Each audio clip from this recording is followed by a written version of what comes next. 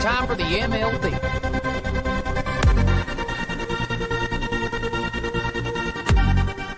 Time for the MLBeat, where we catch up with the action from around the league. And how I mentioned in the intro, we had some championship series rematches. The first one was the NLCS rematch. It was the Mets at Dodgers. The Mets, they win game one, 4-3 in 10 innings. They secure that victory with timely hitting. Game two, Dodgers, they walk it off against the Mets, 6-5 in extra innings. Max Muncy, he tied the game with a crucial home run in the ninth inning. And then Freddie Freeman, he delivers a walk-off double in the 10th. That's your ball game. Game three, the Mets, they come back. They win this one 6-1. Pete Alonso, he's been hot. He powered the Mets with 2 homers and 5 RBIs. Griffin Canning, he pitched 6 scoreless innings, holding the Dodgers offense in check. Game 4, the Dodgers, they win this one 6-5. And a dramatic finale. The Dodgers, they rallied from a 5-3 deficit in the 8th inning. Will Smith, he gets an RBI double. And Michael Conforto, former Met, he gets some revenge. He hits a go-ahead single. And then that was aided by a Mets defensive misplay to seal the comeback victory. But both teams, they show how good they are. They show that competitive spirit, and they end up splitting this one. And, 3 of the 4 games, they were decided by a single run. And then 2 games were extended into extra innings. So, you can see how they match up pretty well against each other. The Mets have been impressive. And the Dodgers are supposed to be, team number 1 due to their, the roster, how they look on paper with all these future Hall of Famers. But listen, I got to be honest. The Mets do match up very, very well against the Dodgers. That might be the matchup for this year's NLCS as well. For our sake, hopefully not. But it might be a rematch of that one. In the American League side, we had the ALCS rematch. The Yankees, they were hosting the Guardians. They win the first ball game. They win that one 2-3. Jazz Chisholm, he came back from a oblique injury. He made a significant impact with a go-ahead homer in the 7th inning. Anthony Volpe, he also contributed with a solo home run. And Carlos Rodon, he pitched effectively. He's been killing it this year. Good for him. The Guardians, they come back and they win game number 2. They shut out the Yankees. Angel Martinez, he launched a 2-run homer in the 1st inning. Kyle Manzardo, he added a solo homer in the 8th. And Luis Ortiz, he delivers 5 2/3 scoreless innings, allowing only 3 hits and striking out 7 Yankees. In the Yankees offense, it struggled in this game. They grounded into 3 double plays and managing just 5 hits. So they were held in check. But game 3, they come right back. They have pitched a shutout themselves. They bounced back. They win this one, like I said, 4-0. Max Fried, he was stellar. He allowed just 1 infield single over 6 innings and striking out 7. He might get that Cy Young. Tariq Skubal might have something to say about that. I believe this was win number 8 for Max Fried. I'm not sure. It might be 8 or 9. I'm going to go with 8, though. Cody Bellinger, he led the offense with a 2-run homer and an RBI single. Jazz Chisholm added an RBI single himself, and the bullpen preserved that shutout. Like I said, Tim Hill, he escaped a bases-loaded jam in the 7th, and Jonathan Loaizaga, he closed out the game. With this series win, the Yankees have now won 8 of their last 9 series. So good for them. They have been playing good baseball. Next, we have the Colorado Rockies at Miami. They actually get their first sweep of the season. This is their first series win of the season. That marked a 22 series losing streak that dated back to last season. They won the first one 6-4, second one 3-2, and the last one by the same score. Kyle Freeland, he earned his first win of the season. That's crazy to get your first series win in June and first sweep in June. It's pretty crazy, guys. It's pretty crazy. But they get it done. Good for them. The LA Angels at the Boston Red Sox. This was a thriller.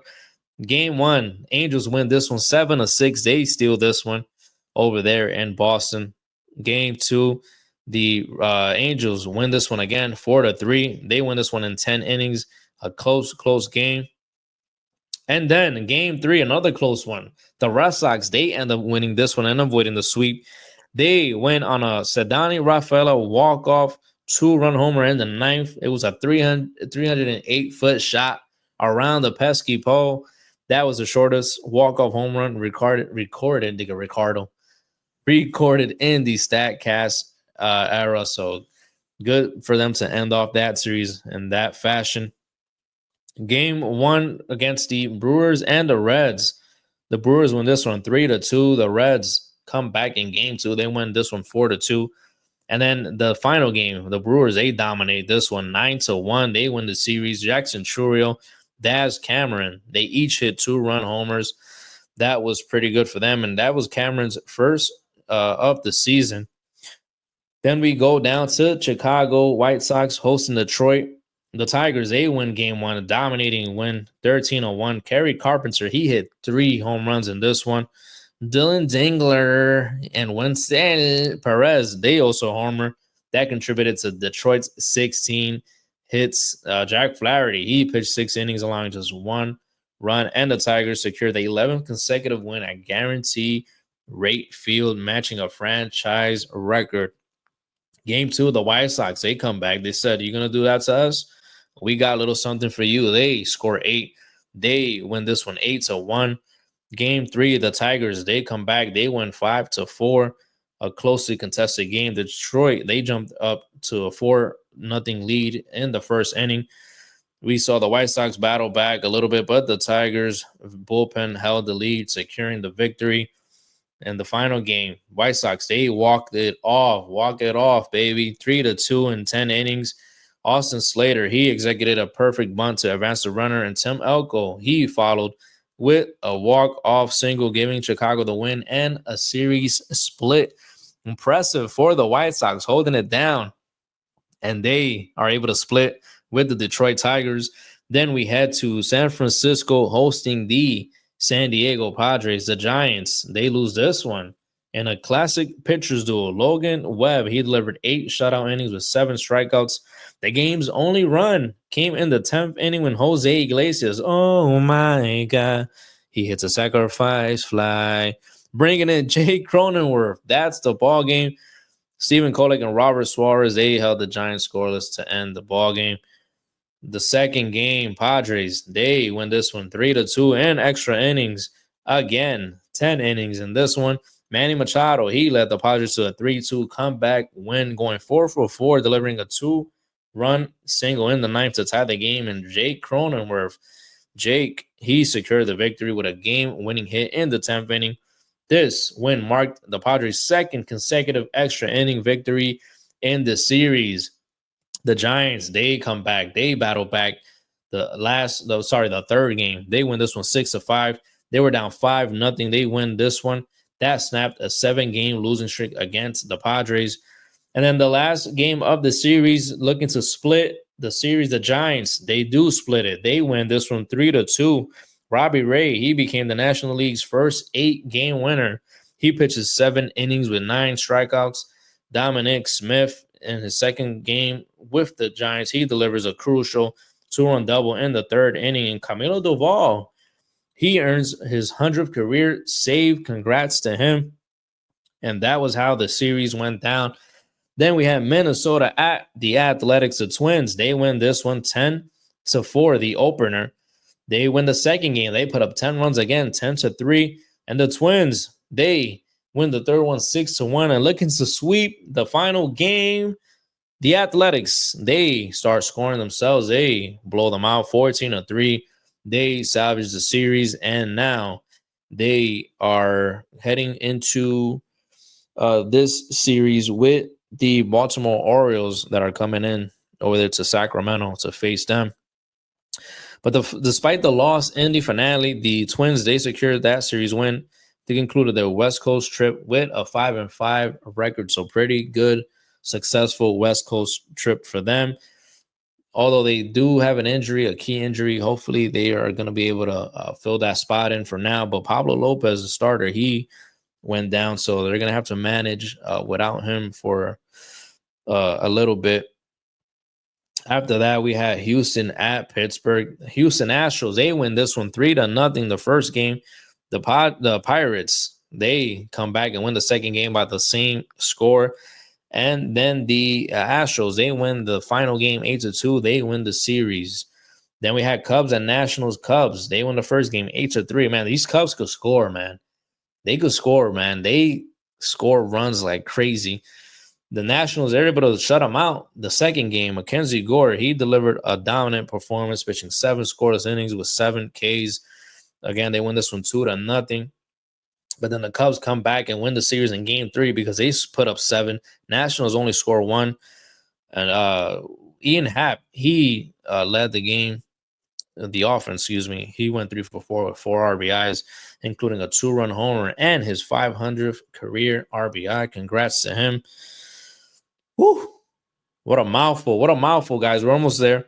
Phillies at Blue Jays. Phillies, they win this one. The first one, 8-3. Trey Turner and Bryce Harper, they hit back-to-back homers in the first inning, igniting a 6-run rally. The second game, the Blue Jays, they win a tight one, 2-1.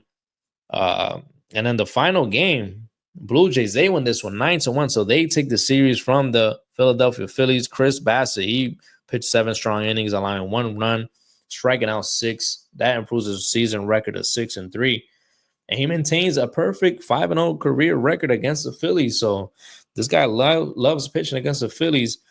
And the Blue Jays, they erupted for 4 runs in both the second and the third innings, capitalizing on poor pitching by Jesus Luzardo, who surrendered 8 runs in just over 2 innings. The next series, we had the Tampa Bay Rays versus the Texas Rangers. They were hosting the Rangers.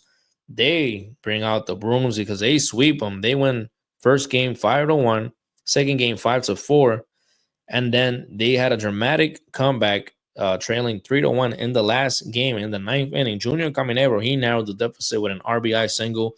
With 2 outs, Taylor Walls, he hits a 2-run infield single that aided that was a big mistake by the Blue Jays defense. And then Caminero, he actually homered earlier in the game. That was his 15th of the season. But anyways, that was a ball game. A bad miscue there by the Texas Rangers that led them to lose that final game. So the Braves, they bring out the brooms. They sweep that one. Then we had Kansas City at St. Louis Cardinals. Royals, they win the first one 10-7. There was a rain out, actually, the second game. So they had a doubleheader on Thursday. The doubleheader, the Cardinals, they win 6-10. First one in 10 innings. It was a walk-off RBI single by Wilson Contreras. That is his 1,000th career game. Good for him to continue to be in the majors. Great to see him and his brother, William Contreras. That has to be an awesome feeling, man, when you playing in the league with your bro. Definitely cool. Jack Caglione, this guy, they've been getting talked about a lot. He recorded his first major league hit in this one and an RBI with a double. And then the second game of the doubleheader, the Royals, they clinched the series. They win this one 7-5. And that was the ball game. Then we had Baltimore. Baltimore at Mariners. Baltimore, they sweep this series. Good for them. They are starting to play some better baseball. And that was it for the action from around the league. We got some headlines here. Unfortunately, Corbin Burns, he is to undergo Tommy John surgery. He is going to be out for the season. A bad loss for the Arizona Diamondbacks, who just had picked him up during the offseason. And they were, definitely counting on him to be able to make a big postseason run. But unfortunately, they will not have him on the roster to be able to help him do so. We also had Trevor Bauer. If you're even following this, if you ever followed this, he ends up winning the lawsuit against his accuser, Lindsey Hill.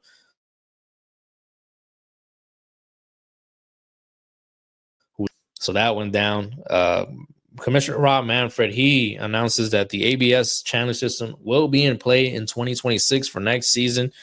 That is going to be good to have because we already have seen some terrible calls, and it's going to change how ball games go. It's definitely going to change how ball games go from here on out. And then White Sox ownership deal. Billionaire Justin Ishbia, co-owner of the Phoenix Suns and the Mercury, he reached an agreement with Jerry Reinsdorf to potentially take over the Chicago White Sox between 2029 and 2033. So that'll be good to see. Good to see new ownership for the White Sox, and who knows, they might be on top pretty soon after he takes over. That'll be exciting for the White Sox fan base. So I think that's it, guys. I think that's it for the action that went down around the league. And all we're going to do is highlight the matchups for this weekend. We're going to have that Sunshine State rematch again. The Miami Marlins will be at Tampa. The Keystone Series is going on again. The Philadelphia Phillies at Pittsburgh. Texas at Washington. The classic showdown. Boston Red Sox will be in the Bronx facing the Yankees. The Arizona Diamondbacks, they will be facing off against the Cincinnati Reds.